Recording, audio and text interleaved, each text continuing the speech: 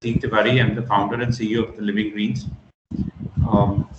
I would like to express my gratitude to the Oxford College of Engineering for having given us this opportunity to share a modest little work uh, related to rooftop organic farming. So we are going to talk about opportunities for innovation in rooftop organic farming. A little more about what we are going to talk about. So I'll be sharing very briefly about what Living Greens is all about. Then we'll talk about the problems being faced by all the cities and the impact of rooftop organic farming, how rooftop organic farming can solve multiple problems being faced by cities. Then we'll be talking about different types of organic rooftop organic farming. Then we'll move on to the problems being faced by urban growers and how Living Greens is trying to solve those problems. Then I'll also be sharing with you that there has been an upsurge of interest from the side of various governments. So this is something very interesting that has come on the horizon. So I'll be sharing with you some facts and figures related to government interest in rooftop organic farming. And then the most important part would be talking about challenges and opportunities in rooftop organic farming. And in this particular section related to challenges and opportunities in rooftop organic farming, I would be basically sharing with you what are the challenges that we are facing today in rooftop organic farming, and how you as a biotechnologist, as an academician, as a student, how you can how those challenges can be converted into opportunities. So we'll be talking about that.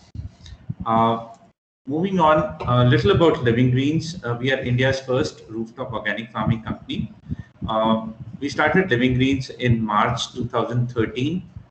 At that time, we happened to be the first rooftop organic farming company, and the interesting thing is that rooftop organic farming or urban farming did not really exist as a domain at that time. I was working for Walmart at that time, and I gave up my job to start Living Greens with a very simple inspiration or a simple dream or a simple mission in my mind. The simple mission that I had in my mind was that I wanted to convert the rooftops of buildings in cities into food growing spaces. I used to wonder that many years ago, I mean, the building in which you are sitting right now, or the building in which I am sitting right now, maybe 50 or 100 years ago, it must have been a lush green farm. And then the human species moved in and removed that lush green farm. And instead of that, it put a concrete box. So we give different names to those concrete boxes. We call them a school, we call them a hospital, we call them a house, we call them an apartment. But at the end of it, those concrete boxes have been created by removing lush green farms. What I really wanted to do was that I wanted to bring those green farms back on top of these concrete boxes. So I realized that there is a huge opportunity for converting rooftops into organic farms. So that was the mission with which we started, and we're very fortunate that the Almighty has supported our mission. Lots of people have supported this mission, and even after 8.5 years, we are still a very strong company in the domain of rooftop organic farming company. Today, we happen to be the largest rooftop organic farming company with over 1,500 customers in 25 cities. We have more than 8 years of hands-on experience of rooftop organic farming. We have just focused on doing only one thing. Since 2013, this is the only thing that we are doing. We are growing organic vegetables on rooftops for the past more than 8.5 years. We have got experience of growing organic vegetables in almost every agroclimatic zone of the country. On the left-hand side, you see the map, and the green areas are those areas those states where we are operating. So we are covering lots and lots of agroclimatic zones. And what we have also now done is we have digitized our knowledge, which can be offered as an online support program. So that's a little bit about Living Greens. Now let's look at the problems that are being faced by cities. And when I say cities, I don't mean just Indian cities or Asian cities. These are problems that are being faced by all cities across the world. So in this perspective, if we'll be talking about rooftop farming, then we should look at rooftop farming not just as a solution for Indian cities, for the problems being faced by Indian cities. Rooftop farming is now becoming a universal phenomenon. It's becoming a universal solution to many of the problems that are being faced by cities. So the first problem is that the cities are becoming extremely hot. As I said, our cities are a collection of these concrete boxes. They absorb a lot of heat, and then to make things worse, as the cities become hotter, our technology intervenes through by using technology. We think that we can make our life more comfortable, so we switch on our air conditioners. We have created bigger and bigger air conditioners. But the irony is that when you switch on an air conditioner, you're cooling only the room. The remaining environment is actually becoming hotter. So we are actually in a downward spiral. Our hot cities are going to continue to become hotter. Now the problem with hot cities is not only that it makes you sweat more. The problem with hot cities is that hot cities there is a very large temperature difference that gets created between cities and their surrounding areas. So the surrounding areas are cooler and the cities are hotter. So a low pressure area is developed in the cities, which basically means, in very simple layman terms, what it means is that all airborne pollution is going to get attracted inside the cities. And this is the reason why most of our cities are suffering from very, very poor air quality. In fact, cities like Delhi have reached such a bad situation that the doctors in Delhi are now announcing that the air quality is so bad that it's going to permanently damage the lung tissues of children below the age of 12 years of age. So it's a very, very bad situation. Our cities are becoming unlivable. They're getting hotter and the air quality is getting bad. Now, hot cities means that you're burning more electricity. Now, electricity is not infinitely available. So there are cities which have already started suffering from massive power shortages, particularly during the summer season. So a lot of citizens in various cities, they actually brace themselves for the summer season, because they know that as the summer season is approaching and as they move into the summer season, there will be more and more power shortages. The vegetables that we are eating today in the cities, they are not only coming saturated with toxic pesticides. A lot of people think that the problem is only about pesticides in vegetables, but there is a double whammy. There are two problems. So the toxic pesticides in vegetables are coming in those vegetables which are coming from long distances, from those areas which are where specific vegetables are being cultivated intensively. So there would be a tomato growing area, there'll be a cauliflower growing area, there'll be a potato growing area. Now those are strategically located areas. Now in those areas, tremendous amount of toxic pesticides are being used, because the pests and diseases for those crops have become endemic in that area. That means the intensity of pest and disease attack on vegetables in those specific areas is continuing to rise, and hence we are fighting a battle with them with more and more toxic pesticides. But that's not where the story ends. The problem is that the vegetables that we are having today, you can categorize them as two kinds of vegetables. Vegetables coming from strategic vegetable growing areas, and vegetables which are being grown on the periphery of the city. Now the problem with the vegetables being grown on the periphery of the city is that these vegetables are so free flowing water is not easily available on the periphery of the city, simply because of the fact that where in the past, where there existed a farm and maybe just 2-3 families drinking from the groundwater, now that farm has been replaced by an apartment where there are 100 families which are sucking the groundwater. So the availability of groundwater on the periphery of the cities is very, very less. So growers which are growing vegetables on the periphery of the city are actually using free flowing water. So it could either be the contaminated water from the river, or it could be the contaminated water from any canal or any sewage system in which there could be a lot of industrial effluent. So the problem with that water is that in those industrial effluents, heavy metals are available. So what happens is that when you're growing vegetables with water which is saturated with those heavy metals, the problem is that these heavy metals get absorbed in the tissue of the vegetable. So what that means is that if you're eating vegetable, let's say you're eating a lot of greens, and those green leafy vegetables are being grown on the periphery of the city. The unfortunate thing is that while theoretically speaking, the leafy greens are supposed to be a rich source of iron and vitamins and minerals. Actually, those green leafy vegetables are coming loaded with heavy metals. And the problem with heavy metals is that heavy metals cannot be digested. So once the heavy metals reach inside your gut, then they just keep on accumulating there, and then it's just a matter of time before they trigger a cancer gene. So the rise of cancers in the gastrointestinal tract is not just related to pesticide in vegetable, it is also related to the presence of heavy metals in a vegetable. Then the other problem is that the vegetables that we are eating, they are coming from a long distance. So it's called food miles. So the food miles are increasing. Till about hardly 10 years ago, the average food mile was about 50 to 100 kilometers. That means almost all your vegetable is coming from a distance of 50 to 100 kilometers.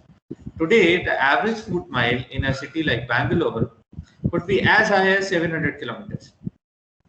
That means that more and more vegetables are coming from farther and farther distance. Then there is, of course, a problem of unemployment amongst the rural youth which are migrating to cities. See, Corona has impacted them in one more way. Till yesterday, when these unemployed youth were migrating to the cities and they were able to get jobs like a car cleaner or a waiter in a restaurant, now even that is not available. So the joblessness amongst the rural youth who are migrating in the cities is also rising, and it is going to reach a proportion when it cannot be ignored. So those are the problems those are the common problems that are being faced by multiple cities across the world. Now, the benefits of rooftop organic farming. See, rooftop organic farming comes out as a solution for almost all of these problems. So the first thing is that when you're growing organic vegetables on the rooftops, you're getting fresh organic vegetables to eat. The second thing is that you're reducing the food miles. That means that in agriculture, we used to use a term from farm to fork. So there is a finite distance between farm to fork. But what if the farm has been brought much closer to the fork? So what this means is that the consumers who are living in the city, they are being fed vegetables which have been grown in the city. And how are we growing that? By converting rooftops, individual houses or large rooftops into organic farm. So the food miles can be reduced drastically. Then energy can be saved because now the rooftops are receiving a natural green cover. Their exposure to the direct sunlight is much less. So when the exposure to the direct sunlight is much less, you are burning much less energy to keep your building cooler. Then even kitchen waste today is becoming a huge municipal problem. Every municipal body of different cities is facing this problem of kitchen waste. We can actually compost kitchen waste and use it as a biofertilizer for growing our organic vegetables and thus close the loop. So what it means is that you're composting the kitchen waste, using it to grow organic vegetables, consuming the organic vegetables, producing kitchen waste, and again that kitchen waste can be used for growing those same organic vegetables. So it's a very, very good closed loop system that could be created by using composted kitchen waste as a biofertilizer for growing organic vegetables on the rooftop. Then as far as sequestration of carbon dioxide is concerned, plants, particularly vegetable plants, are very strong. They are very strong in sequestering carbon dioxide, simply because of the fact that the process of photosynthesis involves the absorption of carbon dioxide and the production of oxygen and water vapor. So vegetable plants are much better carbon sinks as compared to those 200 or 300 rupee air purifying plant or air or oxygen generating plants, which a lot of nurseries are selling nowadays, particularly during the corona pandemic. So rather than growing those plants, which are anyway not going to give you any output, a better thing to do is convert your rooftop into an organic farm, start growing organic vegetables, and the organic vegetable plants are going to sequester a lot of carbon dioxide. Not only sequester carbon dioxide, they're also going to produce a lot of oxygen. And as more and more people convert their rooftops into organic farms, it offers a very good job opportunity for those rural youth which are migrating into the city. Now, for this job opportunity, a rural youth is not required to learn English. A rural youth is not required to learn Tally. A rural youth is not, in fact, he just requires basic training, because here again, he's doing agriculture. His roots are in agriculture. So this is familiar activity for him. So rooftop organic farming can also create jobs for the rural youth. So while whatever I've explained may sound a bit theoretical, I tried to put some numbers and to tell you how impactful rooftop organic farming is. So I did a case study, and I said, if we are able to do rooftop organic farming over on a total area, on a total aggregated area of 100,000 square feet, these are the numbers that come out. So you can produce 100 metric ton of fresh organic vegetables, which means that you can feed up to 550 families. You can feed fresh organic vegetables every day to 550 families. The fuel cost that is saved due to 0 food miles, because now you're growing vegetable on a rooftop and you can simply deliver those freshly harvested vegetables to customers inside the city by simply using a bicycle. You don't have to move it in trucks or in lorries. So the fuel cost saved due to 0 food miles is about 20 lakhs. Now, how much of composted kitchen waste can be used? 900 metric ton of composted kitchen waste can be used to grow 100 metric ton of fresh organic vegetable. A total of 100,000 square feet of natural green cover can be created, and 300 metric ton of carbon dioxide can be sequestered by this 100,000 square feet of natural green cover. And if rooftop organic farming is being done on 100,000 square feet, then it can create an employment and a training opportunity for up to 400 rural youth. Now, I have also mentioned, so these figures have not come out of thin air. I have also mentioned the assumptions that we are talking about 200 large buildings, which together will offer a rooftop area of 100,000 square feet. So that means 200 into maybe 500 square feet. Then the daily vegetable consumption of one family I have assumed to be half a kg.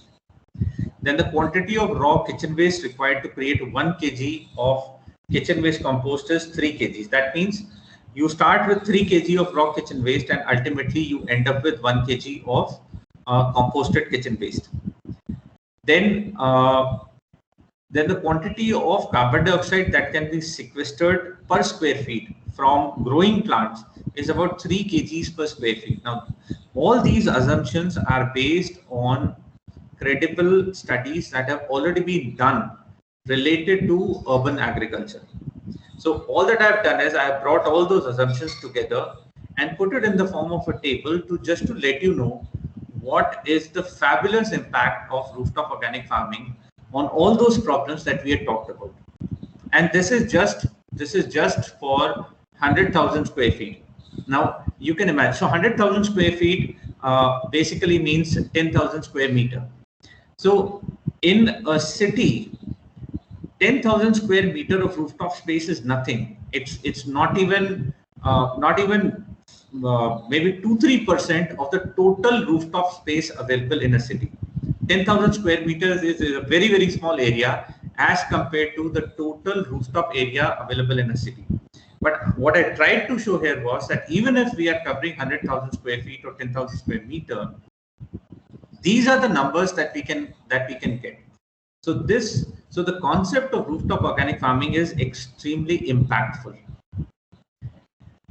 Now, there are two types of rooftop organic farming. One is home farming and the other is commercial rooftop farming. So home farming basically means that anybody who has got a rooftop space, but it should be open to sky. So that person is growing organic vegetables for self-consumption. But there are very large buildings that are available in a city, like hospitals, schools, universities, colleges, even government offices, private offices. There are so many large buildings. On top of those large buildings, the rooftops are lying vacant and redundant. Now, commercial rooftop farming can be done as an entrepreneurial opportunity by young entrepreneurs inside the city. During these 8.5 years, I've come across so many young people who are very, very attracted to organic farming, but the challenges of doing organic farming on land or working with the farmers, those challenges are very intimidating for them. But if they're told that they can grow fresh organic vegetables on top of the buildings, on large buildings like schools, hospitals, offices, and those organic vegetables can be distributed, can be sold directly to customers within the city in just a fraction of a cost of moving them as compared to moving them from a farm, then it can be an excellent entrepreneurial opportunity. So I've tried to put some numbers to both these concepts. So these are the home farming economics. So if you're occupying a rooftop area of 150 square feet under rooftop farming, then the cost of production per kg comes to be about 50 rupees per kg. So I'm talking about the leftmost and the rightmost column. So rooftop area and the cost of production. So if you're doing rooftop farming in 250 square feet, then the cost of production comes out to be 43 rupees per square feet. If you're doing rooftop farming in 350 square feet area, then the cost of production comes out to be around 40. So anywhere from 45 to 50 rupees per kg is the cost of organic vegetables that you can grow on your own rooftop. Now, this is the first question that I come across when I talk about rooftop farming. People say, what is going to be the cost of organic vegetable that I'm going to grow on my own rooftop? So this is the answer to it. If anywhere from 150 to 450 square feet area, if you are growing organic vegetables on 150 to 450 square feet area, the cost of production of your vegetable is going to be anywhere from 45 to 50 rupees per kg. So what this simply means is that if you are growing organic vegetables on your rooftop, you are able to grow vegetables which are costing 45 to 50 rupees per kg. Now, a lot of people tell me, well, I'm able to get vegetables from the market for about 45 to 50 rupees per kg. But there is a huge difference between the two. If you like eating those chemically saturated vegetables, then there is no need for thinking about organic farming. You are getting freshly harvested organic vegetables grown without using any soil from your rooftop for 45 to 50 rupees a kg. Now, similarly, I tried to put some numbers on commercial rooftop farming. So once again, I will just talk about the leftmost and the rightmost column. So if the rooftop area is 600 square feet, you can generate an income of about 30,000 rupees per month. If the rooftop area is 1500 square feet, you can generate an income of about 33,000 rupees per month. Then if the rooftop area is 2000 square feet, you can generate an income of 37,000 or 38,000 rupees per month.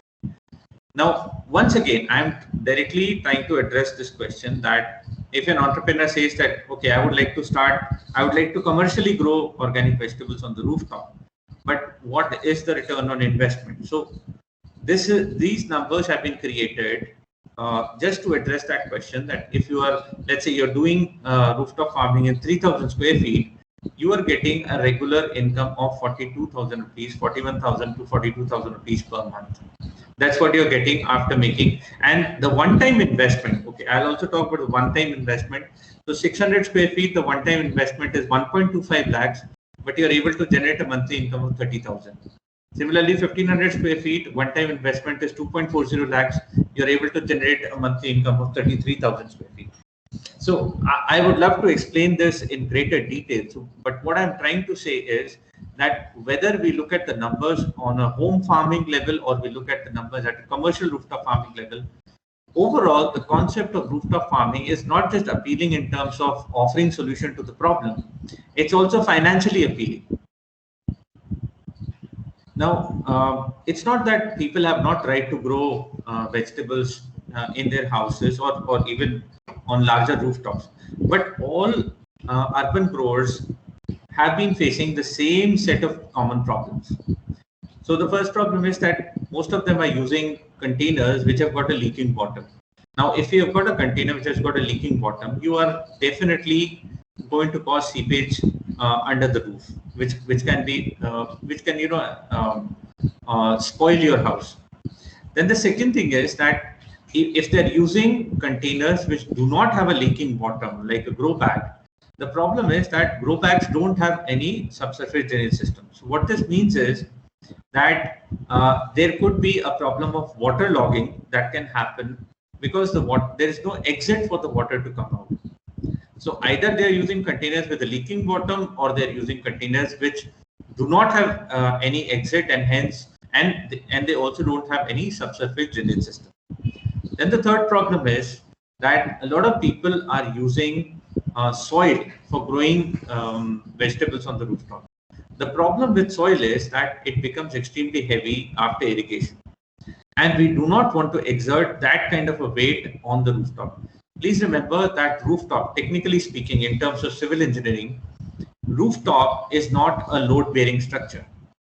Columns and beams are load-bearing structures, but the rooftop is not a load-bearing structure. So we have to be very, very conscious of the fact that no matter what we do on the rooftop, we should not be exerting too much weight on it. And then the other problem is, it's not just about exerting weight. There are two kinds of weight. One is called a uniformly distributed load and the other is called a point load. A lot of people I've seen, they make the mistake of putting grow bags on frames with this assumption that there will be space under the grow bags for doing the cleaning or for the water and the air to move around. But the whole problem is that you are converting a lot of weight which could have been uniformly distributed. You are now converting that into a point load, which is going to further hurt the structural strength of your rooftop. Then another problem is that the method of planting is highly space inefficient. And then of course, a lot of people are dependent on gardeners. I haven't come across any gardener who understands even the basic principles of organic farming. Most gardeners have got rudimentary knowledge of gardening or vegetable gardening, and they definitely do not have an in-depth knowledge on how to control pests and diseases in vegetables when you're growing them in your houses. Now, these, as I said, these are common problems that are being faced by urban growers. And in order to address these problems, we created Living Greens, and this is what we are offering. Our solution is called the Rooftop Farming Pack. Now, the Rooftop Farming Pack consists of 4 parts. The first part is called a portable farming system. Now, the picture that you see here, this is called a portable farming system. It is filled with a soilless organic medium. As I said, using soil on the rooftop is detrimental for the structural strength of the rooftop. So we have created a completely soilless organic medium. Then this organic medium is sitting in a leak-proof container. Now, why is this container leak-proof? Simply because of the fact that you should be using containers which do not have any heat-sealed joints. Our containers do not have a heat-sealed joint.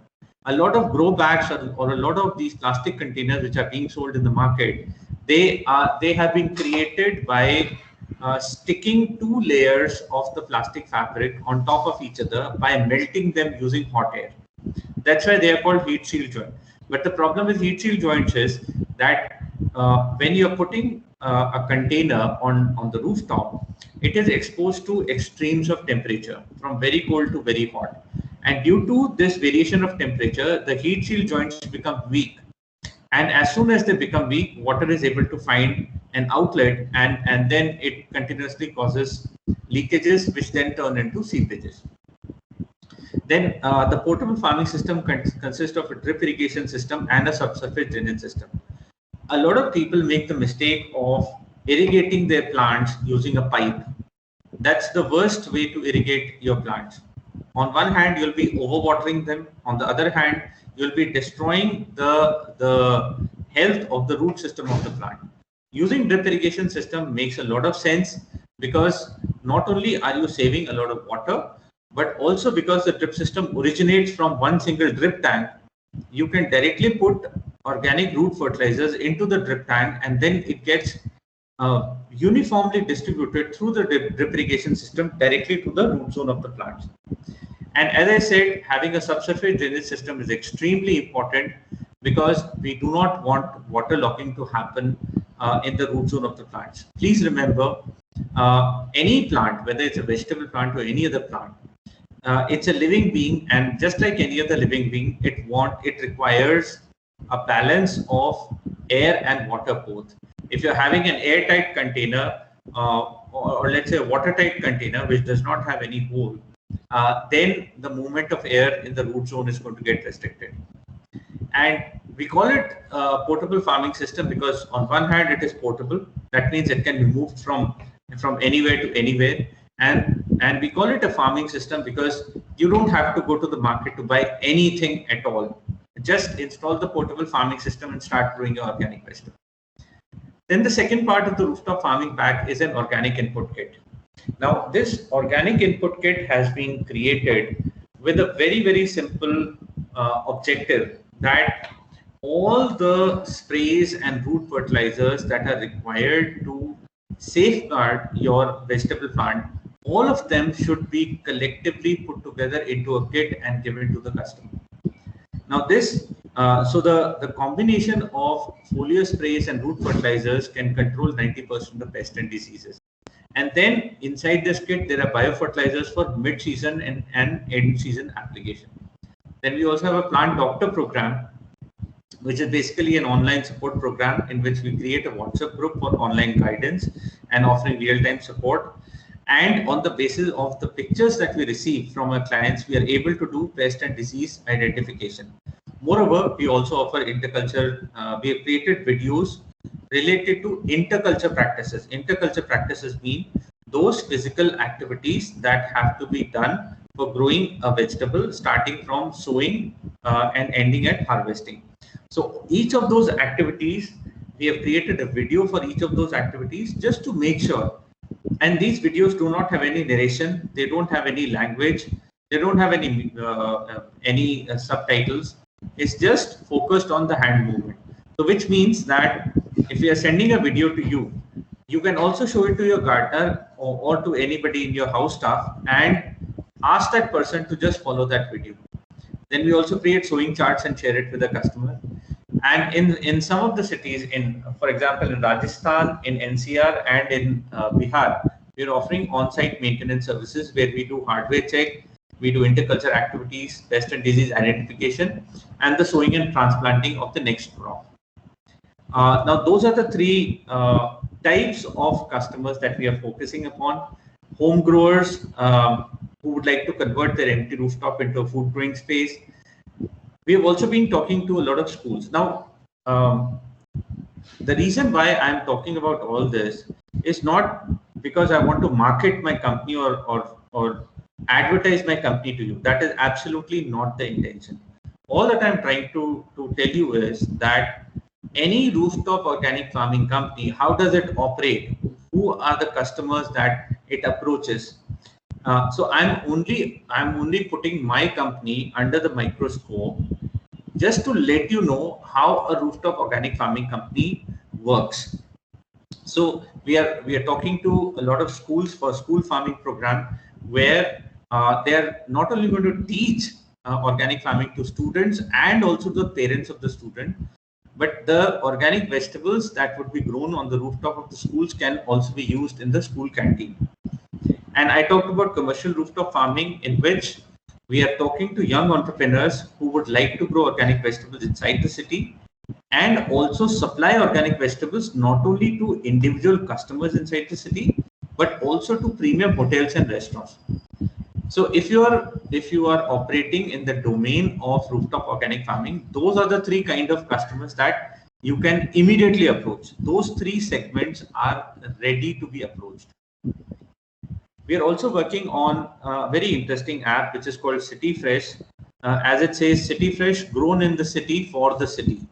Now, the City Fresh app is going to be an online platform where urban organic growers are going to directly interact with urban organic consumer. Now, the interesting thing is that a grower could also be a consumer.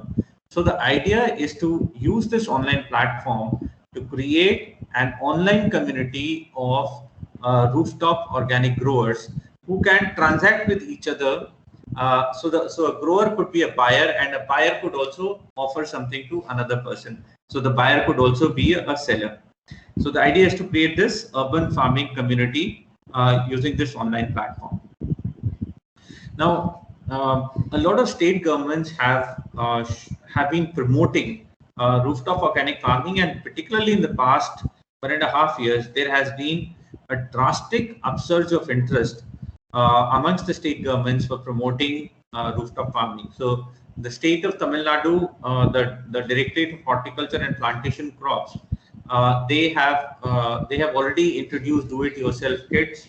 Then in Telangana, there is a Telangana was offering 50% subsidy for rooftop farming, but that subsidy scheme has ended. But the good thing is that there are some very proactive government officers in the Department of Horticulture in Telangana who have continued to stay in touch with more than 500 people who had started doing rooftop farming by using that 50% subsidy scheme. So that group of 500 people is still continuing, and more people are joining in. And Telangana is now looking at a possibility. The government of Telangana is exploring the possibility of restarting that subsidy scheme with more refinements. In the state of Rajasthan, the Jaipur Municipal Corporation had set up demo rooftop farms on the building of Jaipur Municipal Corporation. Then in Kerala, the Thiruvananthapuram Municipal Corporation had started an initiative called Harita Keralam. And the State Horticulture Department in Karnataka started an initiative related to kitchen gardening in urban areas. Now, I would like to point out one very important thing. These governments and even more and other governments, more and more governments are getting interested in supporting rooftop organic farming. But the problem is that till now, whatever initiatives that were taken by the government, those initiatives failed simply because there were no technical partners with whom the government could work, and those technical partners would not only execute the subsidy scheme, they would also be able to monitor it, sustain it, and also, most importantly, offer knowledge and on-site support to people who are taking that subsidy scheme.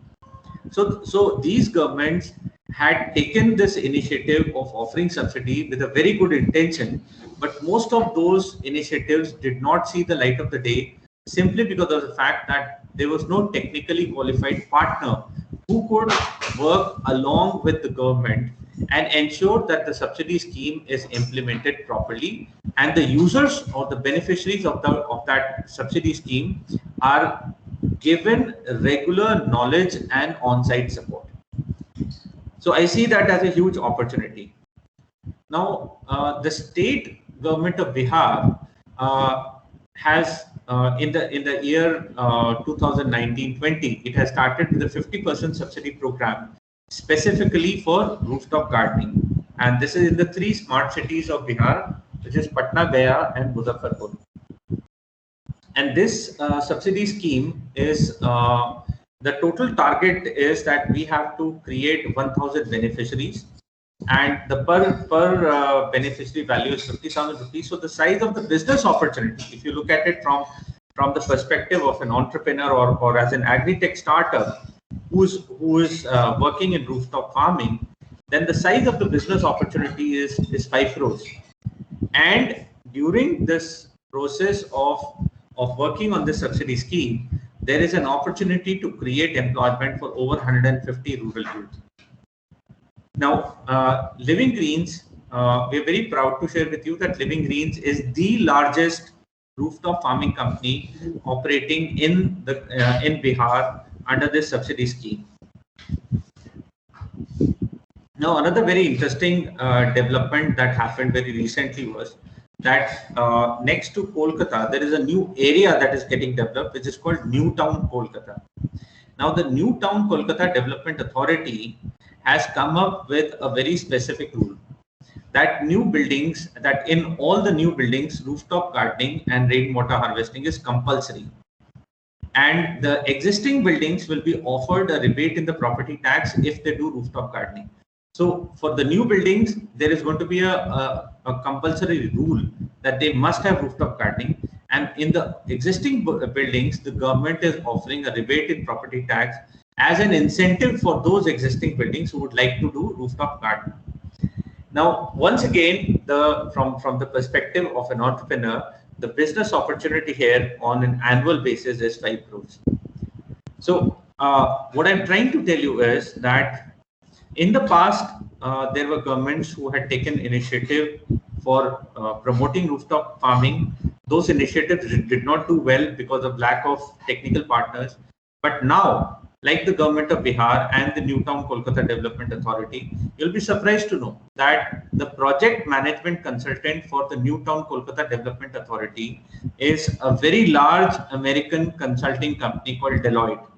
So Deloitte is the project management consultant for the New Town Kolkata Development Authority, specifically for executing their rule related to rooftop gardening. So this is the extent to which now the governments are willing to invest. So they would be, I think it's a great opportunity for institutes to directly approach governments and tell them that we would like to become your technical partners in not just conceptualizing your subsidy scheme related to rooftop farming, but we would be happy to execute that scheme and also sustain it by offering knowledge support and by offering on-site maintenance support to the beneficiaries of that subsidy scheme.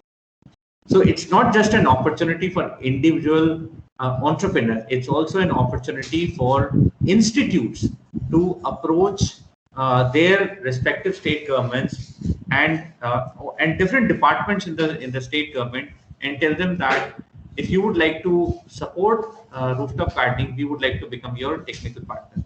Now, typically, either it is the city's municipal corporation which should be approached, or if the city is a smart city, then the CEO smart city of that city should be approached. These are the two people who would be most open-minded to receive proposals related to rooftop gardening. And if you want to approach on a ministerial level, then the Ministry of Urban Development at a state level and the Ministry of Urban Development at a central level, those are the ministries that you could approach. Another department that you could approach is the Department of Horticulture. Now, the Department of Horticulture of a lot of states is now becoming more and more interested in this kind of concept, because till now they have just been focusing on rural farming. Suddenly, here is a new concept by which urban agriculture can become a reality. So those Department of Horticulture people are also very excited about rooftop gardening. Now, during this process of 8 years, we have trained and employed 30 rural youth, in which we have given them practical training. So the reason why I'm talking about this concept of training and employing rural youth is because of the fact that you are able to show a social impact of rooftop farming. Now, if you're an entrepreneur and you're able to generate employment and skill development opportunities, not just for the youth, but even for, let's say, the women from the weaker section of the society living in the cities, living in the slums, then rooftop gardening is not just about growing organic vegetable. It's an idea which is directly impacting the lives of people living in the slums, particularly women living in the slums. Those women can be trained to do rooftop gardening either on large rooftops, or they can also, so for example, in Bihar, we have started a concept called Mahila Mali. So we are training women living in slums to do rooftop gardening and to offer on-site maintenance services to the beneficiaries of the rooftop gardening scheme from the government of Bihar. So there is a very clear social impact to rooftop organic farming. There are three kind of channel partners that we are creating. So we are creating City Business Partner, where the investment is of 3 lakh rupees. We are connecting with gardening shops and nurseries to convert them into a dealers, where the investment is about 1.5 lakh rupees. And then we have created a program called From Agri-Grad to Agripreneur, where with just an investment of 1 lakh rupees, that agriculture graduate can become our city business partner. He can create an urban farming center in his city, and we'll be offering training and online marketing support to that person. So those are the kind of channel partners. We are very excited about the possibility of connecting with hundreds or thousands of agriculture graduates across the country, because we feel that if an agri graduate would like to become an agripreneur or an agri entrepreneur, rooftop farming is a very exciting idea, and he can start that from his hometown itself with just an investment of 1 lakh rupees. Now, coming to the challenges and opportunities that are there in rooftop farming.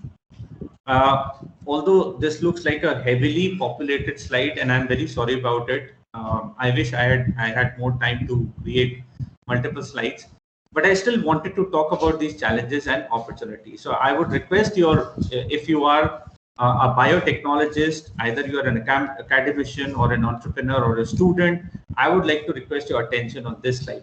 So one problem that we have observed is that senior citizens are unable to go on the rooftop. So the opportunity is to create an eye in the sky. An eye in the sky could be a sensor-based system which can give updated profile of the plant growth to senior citizens who are not able to go on the rooftops on a regular basis. So that's an opportunity, an eye in the sky. Then the second problem is that people forget to do regular sprays of organic inputs. Now, why is it important to do regular sprays of organic inputs? Simply because of the fact that in organic farming, we do not have toxic chemicals in order to kill the insects, which means that we have to control the insect population in the early stages itself. Because if that population explodes, then we do not have any toxic chemicals to kill those insects. That's why regular sprays of organic inputs, the ones that I had mentioned in our organic input kit, those regular sprays are important. But we have observed that people forget to do regular sprays. So here is an opportunity to create an automatic spraying system. We have tried to create an automatic spraying system, but the problem with that is that as the plants grow, their height also grows. Now, the automatic system ideally should be able to sense the height of the vegetable plant and adjust its own height according to the height of the vegetable plant, and then it should be able to do the spraying. So an automatic spraying system based on the height of the vegetable plant could be an opportunity. Then we have observed that irregular irrigation is given by customers. So here is an opportunity to create a moisture sensor based automatic irrigation system. But please do keep in mind that the sensing of moisture should not be done at one single level, because as the plant grows, its roots go deeper. So if you are sensing the moisture, let's say at a 2-inch or a 3-inch depth, and the roots have gone down, and let's say you find a lack of moisture at 3-inch level, and the irrigation system is getting switched on, maybe the moisture at the root level is still high enough and there was no need for irrigation. So moisture sensors should be sensing the moisture at different depths. Then we have also observed that the pictures of plants are not being sent regularly by clients. So it would be a great thing and an excellent opportunity to create a camera that can automatically and regularly send pictures of the vegetable plants from the rooftop at regular intervals. And further, if by some method, if we can use artificial intelligence, then all those pictures that are being taken by the camera could be instantly categorized in various categories. So, for example, there could be a category related to stem-related problems, a category related to root-related problem, a category related to leaf-related problem, a category related to fruit-related problem. So, we are not just talking about a camera, we are talking about an intelligent eye which is able to not only pick the images but is also able to immediately categorize them into various categories. Then we have observed that there is a breakdown of the subsurface drainage system in high rainfall areas. So here is an opportunity to create moisture sensors that can show a buildup of extra water inside the system and also trigger the subsurface drainage system. Now, there is no method to regularly gauge the quantity of nutrients in the soilless medium. Now, although the fact is that with the passage of time, the nutrient profile of the soilless medium becomes richer. But at the same time, we know that we are growing vegetables in that soilless medium, and those vegetable plants are going to absorb or suck up some of those nutrients. So it's important for us. It'll be great for us to regularly find out what is the nutrient profile after a particular crop has been grown, so that the replenishment of the nutrient, the plan for replenishment of the nutrients can be made more specifically. So we are talking about an opportunity to create a gauge that can indicate the nutrient profile of the soilless organic medium on a regular basis. Then we have observed that some of our organic inputs, they start leaking from bottles because our organic inputs, most of them are created using cow urine. Now, when you bottle the cow urine and you move it over long distances, and in the process, the bottle is shaking a lot, so methane gas gets created. But because of the buildup of the methane gas, methane exerts a lot of pressure on the lid of the bottle, and sometimes it breaks the lid of the bottle. So organic inputs, they start leaking from the bottles. So there is an opportunity to create a breathing bottle from which methane can get regularly released. Then another problem is that urban farmers are unconnected. They are not connected with each other. But here is a great opportunity to create an online community of urban farmers. As I talked about that City Fresh, where urban growers and urban consumers are interacting with each other. So we need to, so there is a very, very big opportunity for creating an online community of urban growers. Then, although the government, I talked about government initiative, but we need to increase the interest of the government, and we need to make them realize the importance of rooftop organic farming. So here is an opportunity to do online campaigns, citywide online campaigns, to assess the interest of citizens and presenting the results of that survey to the government.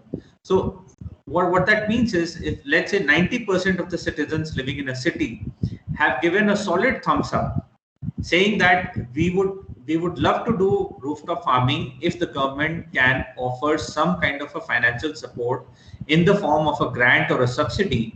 But 90% people have said that we would like to do this if we receive this support. So that kind of an online campaign or an online survey can be presented either to the state government or to the municipal corporation of that city, telling them that this is what the populace of the city is speaking. Then there is also no recognized training program in rooftop organic farming for the urban youth. So there is an opportunity for creating an accredited online training program for the urban youth. The focus of this online training program will be to train them in such a way that they can either become service providers for giving on-site maintenance services to urban growers, or they themselves can become commercial urban farmers. So, so what I have on this slide, what I've tried to show is that there are very, very tangible problems that we are facing in rooftop organic farming, but each of those problems can be converted into an opportunity, which I have just spoken about. These are some of the rewards and recognitions that Living Greens has got. On 18th of March 2018, we had an opportunity. We were selected by the Ministry of Agriculture, and so we were just 3 entrepreneurs who got this opportunity to present our concept to the Honorable Prime Minister on 18th of March, in the presence of the Union Minister of Agriculture, the Minister of State for Agriculture, the Secretary Agriculture Government of India, and very senior officers of the MIDH. So MIDH stands for Mission for Integrated Development of Horticulture. This was initially called National Horticulture Mission. Now it has been renamed as MIDH, and it has become a much more efficient department. So thank you very much for your attention. And once again, I would like to share a dream. And our dream is to create 1 million organic homes by helping each of those homes to convert their redundant and vacant rooftop space into an organic farm. With that, I rest my presentation. Thank you very much for your patience. Thank you so much, sir, for this wonderful presentation. Participants, if you have any queries or any suggestions from sir, you can unmute yourself and after sir. Sir, very good afternoon. Dr. Manjunath here. Good afternoon, sir. Sir, very good afternoon. Sir, regarding the challenges and opportunities, in case if any of our students want to take up that as a project, can you support them? Like, can you give them the platform for doing that? Yes, we'll be happy to connect with students or entrepreneurs or academicians. Anybody is most welcome to connect with us. We'll be happy to co-create new ideas with them. Because the sensor that you are talking about, the moisture sensor, moisture-based irrigation, irrigative sensor, and height-based sprayer system, some of our students are working on it. Maybe they're working in a different objective.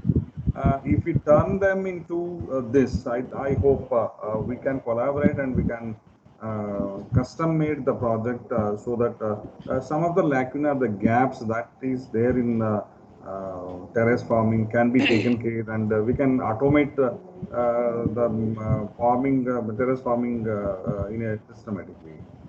Sure. I mean, I'll be even more specific. We'll be happy to sign an MOU with your institute and jointly undertake research and product development related to terrace gardening. We'll be happy to do that. Thank you, sir. Thank you very much. I'll talk to you later. Sure. Now, ma'am, you can unmute yourself and you can ask. Okay. Good afternoon, sir. I'm Dr. T.A. Sumana, working in College of Horticulture, Hiriur.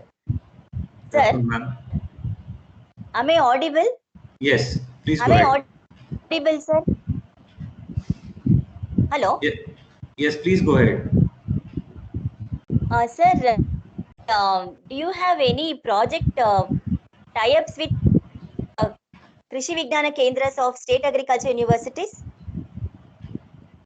No, as of now, we do not have any projects. No, we do not have any project tie-ups with KVKs or state agriculture universities. But we have now reached a stage in our business development that we are now actively exploring research tie-ups with agriculture universities, and not just agriculture universities. We would be interested to work with any kind of a college or an institute who would like to focus their research energies in terrace gardening. Right now you don't have, sir? No, we don't have any types as of now, but we are very interested in exploring such types. Yes, sir.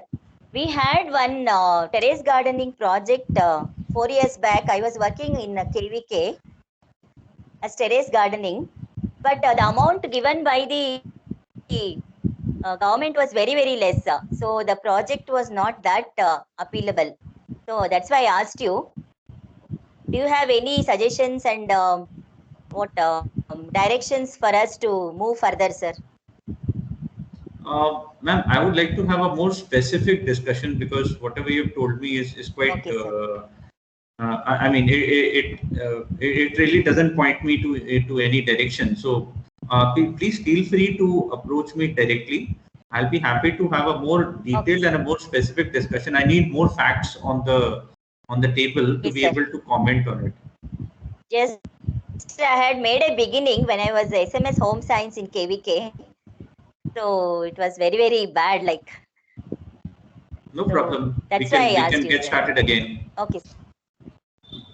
Okay, sir. Thank you, sir. Thank you.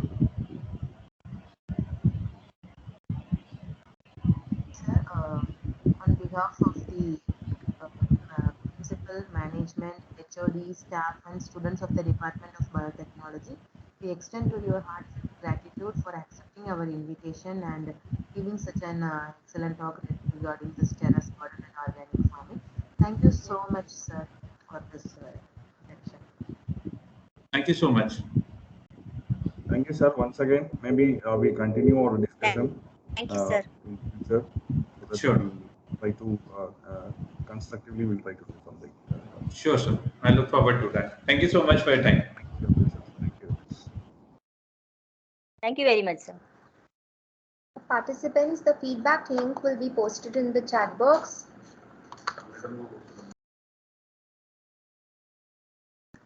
Dear participants, the feedback link is being posted in the chat box. Please do fill the feedback form, and the session it will be open for another 10